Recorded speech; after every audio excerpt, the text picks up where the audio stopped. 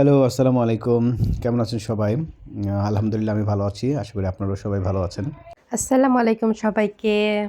আসলে নতুন নতুন ব্লগিং তো কথা বলতে লজ্জা লাগে। ওই জন্য জামাইকে ধরাই দিছিলাম যে তুমি একটু কথা বলো, দেখি কেমন হয়। কিছুদিন আগে আমি আমার মার বাসায় গিয়েছিলাম, তো সেদিনকারই ব্লগ করছি। ছোটোখাটো ক্লিপ নিয়েছি আসলে আপনাদের সাথে শেয়ার করার জন্য। তো বাসায় যে বাগান ঘুরে দেখলাম, বেলকনির বাগান।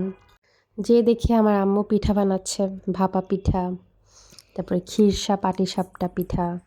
আমরা নাস্তা করলাম। তারপরে আমার বাবা আর আমার জামাই নামাজে গেল, জুম্মার দিন ছিল। তারপরে তারা আসলেই তো দুপুরে লাঞ্চ, হরেক পদের মজাদার খাবার খেলাম।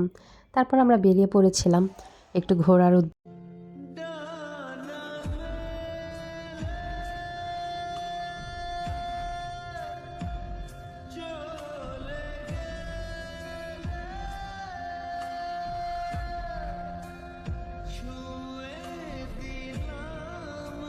এই তো ঘুরতে ঘুরতে আমাদের একটু চার পিপাসা পাইলো। তারপরে আমরা একটা চার সুন্দর স্টল দেখলাম, কুড়ে ঘর নাম।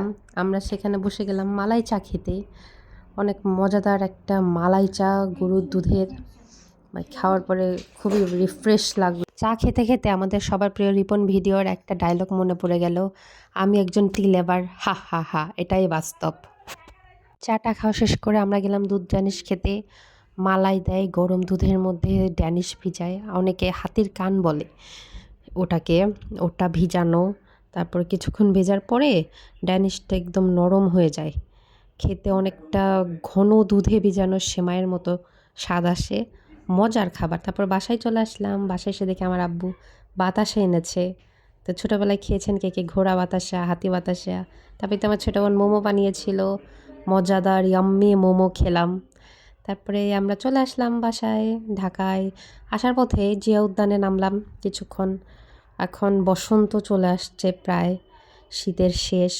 এত সুন্দর পরিবেশ জিয়া উদ্যানের বসন্ততে থাকে। আমরা প্রতি বছরে এই সময়, অন্য সময় যাই আর না যাই, এই সময় ২-৩ বার আমাদের যাওয়া হয়, শুধুমাত্র মানে এত সুন্দর একটা পরিবেশ দেখার জন্য। আজকে এই পর্যন্তই। ভালো থাকবেন সবাই।